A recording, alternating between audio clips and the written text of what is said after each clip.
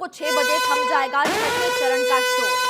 चुनाव प्रचार प्रसार की अगर बात करें, आखिरी घंटा फिलहाल बचा है। 25 मई को छठे चरण के लिए वोटिंग होगी और छठे चरण में 8 राज्यों के 58 सीटों पर मतदान होगा। दिल्ली, हरियाणा की सभी सीटों पर मतदान। तो उत्तर प्रदेश की बात करें, 14 लोकसभा सीटों पर वोटिंग होगी। बिहार और पश्चिम बंगाल की बात करें तो 8-8 सीटों पर होगा मतदान और उड़ीसा की 6 और झारखंड की 4 सीटों पर मतदान होगा। जम्मू कश्मीर की अनंतनाग राजौरी सीट पर भी वोटिंग होने वाली है। जमकर प्रचार प्रसार हुआ और अब ये प्रचार का जो शोर है वो थमने वाला है। उत्तर प्रदेश की 14 लोकसभा सीट, लेकिन सबसे महत्वपूर्ण दिल्ली में हमने देखा प्रधानमंत्री मोदी, जेपी नड्डा ने बड़ी रैली की, जनसभाएं की थी और इसके अलावा हरियाणा दौरे पर भी प्रधानमंत्री मोदी आज छठे चरण का जो शोर है वो थमते हुए नजर आएगा। शाम को 6 बजे चुनाव प्रचार का जो शोर है वो बंद हो जाएगा। 25 मई को छठे चरण के लिए वोटिंग होनी है और उससे पहले सभी दलों ने पूरी ताकत झोंकी।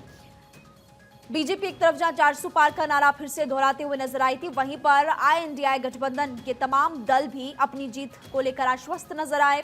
इसी बीच आपको लगातार हम बता रहे हैं कि उत्तर प्रदेश की कुल 14 सीट्स जिस पर 25 मई को मतदान होगा, इसके अलावा दिल्ली की सभी सीटों पर भी मतदान होगा। हरियाणा की 10 लोकसभा सीट्स है उस पर भी मतदान और हिसार हरियाणा की लोकसभा सीट, जहां पर मुकाबला काफी ज्यादा दिलचस्प, क्योंकि एक ही परिवार के जो प्रत्याशी है 3 दलों से चुनाव लड़ते हुए नजर आएंगे। जम्मू कश्मीर की अनंतनाग राजौरी सीट पर भी वोटिंग होगी। तैयारियां पूरी कर ली गई है और अब बस मतदान का इंतजार। मतदान होगा 25 मई से शुरू और बिहार पश्चिम बंगाल की बात करें तो 8-8 सीटों पर वहां पर भी मतदान होने वाला है। ओडिशा की 6 और झारखंड की 4 लोकसभा सीटों पर भी मतदान होगा। जम्मू कश्मीर की अनंतनाग और राजौरी सीट पर भी मतदान होगा। उत्तर प्रदेश की 14 लोकसभा सीटों पर वोटिंग होगी। उत्तर प्रदेश में 80 की 80 लोकसभा सीट्स जीतने का टारगेट बीजेपी का। लगातार आपको अलग अलग जगहों से तस्वीरें हम दिखा रहे हैं। साल 2022 में जब प्रचार किया गया था प्रधानमंत्री मोदी की तरफ से, जब वो हिमाचल गए थे तब की तस्वीरें भी आपको दिखाई रहे थे, लेकिन आज हरियाणा दौरे पर भी रहे प्रधानमंत्री मोदी। अभी इस वक्त जो आप तस्वीरें देख रहे हैं ये दिल्ली से तस्वीरें आपको दिखा रहे हैं जब प्रधानमंत्री मोदी ने वहां पर प्रचार किया था। उत्तर पूर्वी दिल्ली सीट पर जब प्रधानमंत्री मोदी पहुंचे थे तब की तस्वीरें भी आपको लगातार हम दिखा रहे हैं।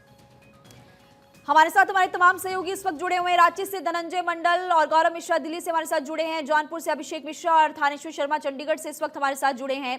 सबसे पहले आपको दिल्ली लिए चलते हैं। दिल्ली की सभी सीटों पर मतदान 25 मई को। उससे पहले हमने देखा गौरव कि पूरी कोशिश सभी दलों की तरफ से की गई और अपने अपने पक्ष में प्रचार करते हुए नजर आए।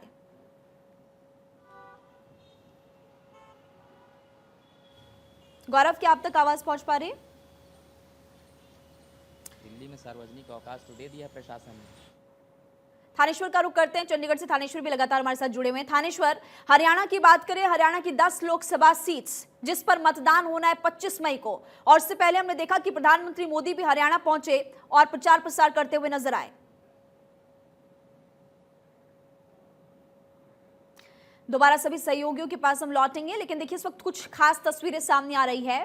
जब प्रधानमंत्री मोदी हरियाणा पहुंचे, अलग अलग जगहों पर पहुंचे, तो किस तरह से पगड़ी पहनाकर उनका स्वागत किया गया, ये मंच से तस्वीरें आपको दिखा रहे हैं।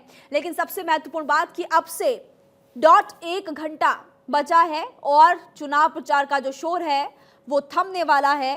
25 मई को मतदान होगा। 8 राज्य और केंद्र शासित प्रदेशों में मतदान होने वाला है।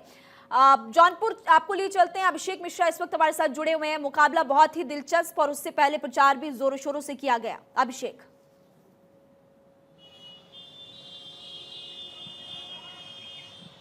बिल्कुल बिल्कुल सही कहा आपने। बिल्कुल जौनपुर का मुकाबला जाहिर सी बात है कि त्रिकोणीय मुकाबला इस बार है, क्योंकि कृपा शंकर सिंह देखिए जो यूपी की राजनीति से भले ही उतने वाकिफ नहीं है, यानी लोकल की बात करें हम, अगर लोकल यानी जौनपुर में जिस तरीके से ऊपर आरोप लग रहा है कि वह बाहरी प्रत्याशी हैं और वह मुंबई में राजनीति अब तक करते रहे, राजनीति महाराष्ट्र में करते रहे, लेकिन वह जौनपुर के, लेकिन हालांकि उनकी जन्मभूमि जो है वो जरूर उत्तर प्रदेश है और जौनपुर के निवासी हैं। यही कारण है कि अपने जन्मभूमि में फिर से एक बार वह सामने आए हैं और जन्मभूमि से वह लड़ाई लड़ रहे हैं, लेकिन यहाँ की लड़ाई त्रिकोणीय लड़ाई कही जाती है। त्रिकोणीय इसलिए कि जो सिटिंग एमपी हैं इस वक्त जौनपुर से, वह बसपा के हैं और उसके अलावा समाजवादी पार्टी की तरफ से चुनाव लड़ा जा रहा है। 3 जो उम्मीदवार हैं वो बड़े उम्मीदवार कहे जा रहे हैं, तो त्रिकोणीय मुकाबला कहा जा रहा है। हालांकि कृपा शंकर सिंह यह मान के चल रहे हैं कि उनका मुकाबला सिर्फ समाजवादी पार्टी की तरफ से ही है, ना कि बसपा से है। लेकिन बसपा की तरफ से साफ साफ कहा जा रहा है कि चूंकि उनको एक ज्योतिष ने कह दिया है कि उनकी जीत निश्चित होने वाली है, तो वह मान के चल रहे हैं कि उनकी जीत तो होने वाली है।